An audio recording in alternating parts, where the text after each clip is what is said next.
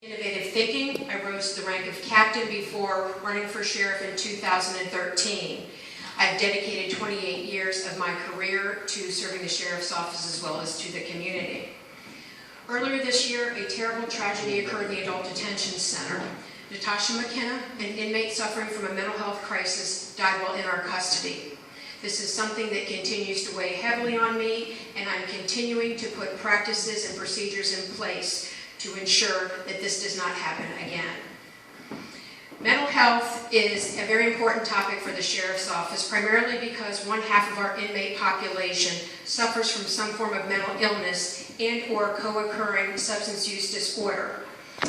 Even before becoming elected to sheriff, I was an advocate for those who suffered from mental illness, and immediately after I was elected, I had the opportunity to change the release time for those individuals who suffer from mental illness from midnight till 8 o'clock in the morning, a time when transportation, housing, as well as mental health services were more readily available.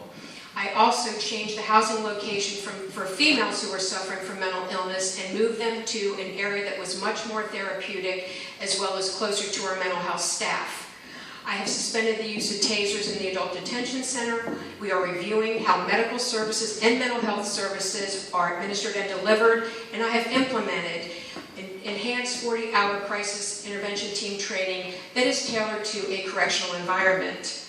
Beyond what we have done in the jail, I helped spearhead Diversion First, the county's collaborative initiative to help reduce the number of people with mental illness in the jail by diverting nonviolent offenders into treatment as opposed to incarceration. In addition, I've increased transparency within the Sheriff's Office, opening up our jail to the nation through lockup, MSNBC's lockup, as well as opening our jail up to the public for tours, because it shouldn't be a secret about how we do business.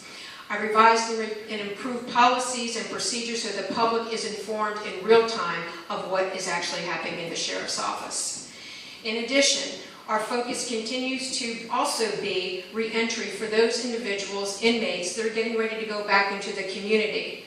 As your sheriff, I've increased opportunities for inmates to successfully re-enter the community upon their release. Through community partnerships, we have initiated and built upon programs that also help inmates get the resources that they need in order to be successful upon their release. We have also promoted educational training opportunities to make inmates more job ready upon their release. Moving forward, I will continue working with state and local partners on mental health reforms. I will continue introducing new inmate programs and provide the best opportunities for them to safely and productively re-enter our community, and I will continue implementing the best training for our staff. In moving forward, it's important to realize that being the sheriff requires knowledge of the agency and the budget. It requires being a leader who can work collaboratively with others to come up with solutions to big problems and to see them through. It means also having self-control, not only in your personal life, but in your professional life as well. And in closing, I ask for your vote and your support on November 3rd, and it is an honor to serve as your sheriff. Thank you. Yeah. Good evening, ladies and gentlemen. I'm Brian Wolf, and I'm running again for sheriff. I ran back in 2013. By a show of hands, does anybody remember me and me speaking to the Grange 2 years ago? Thank you for participating again. I ran in 2013, and there was 2 items that I basically identified as critical items that was wrong with the Sheriff's Department. The reason I ran is because Stacy Kincaid, as a captain at the time, boasted that she was very knowledgeable about the department, but in a sense, her main reason for running for sheriff was she wanted to improve community relationships with the Sheriff's Department and the community, and immigrant groups in the community. I found that appalling. In 26 years of working with the Fairfax City Police Department, I knew there was critical needs in the Sheriff's Department. And that was that over half of the inmates were not criminals. They are essentially just basically mentally ill people. When our government closed down state facilities, These people are now wandering the streets. They're homeless. They may even be living with their parents, but they're committing petty crimes. So when I basically ran, I said, we have to do something about this. And I am a part-time politician, but I can guarantee you I'm a veteran at police work. And I'm sorry, but I use visual aids because I don't like to say anything without proving it. These boards are going to go ahead, and you can't read them from up here, but it's basically going to be hoping that you trust me. What I say is facts. These three boards here are from the Washington Post, the Fairfax Times, and the Connection. And essentially I said my main focus, my platform items were crisis intervention training and video cameras that record in the sheriff's office.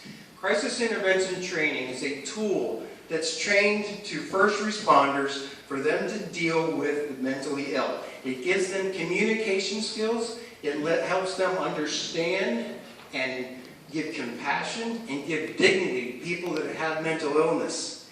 This is something I wanted in 2013, and the sheriff dismissed it. She said that that will not work in the jail.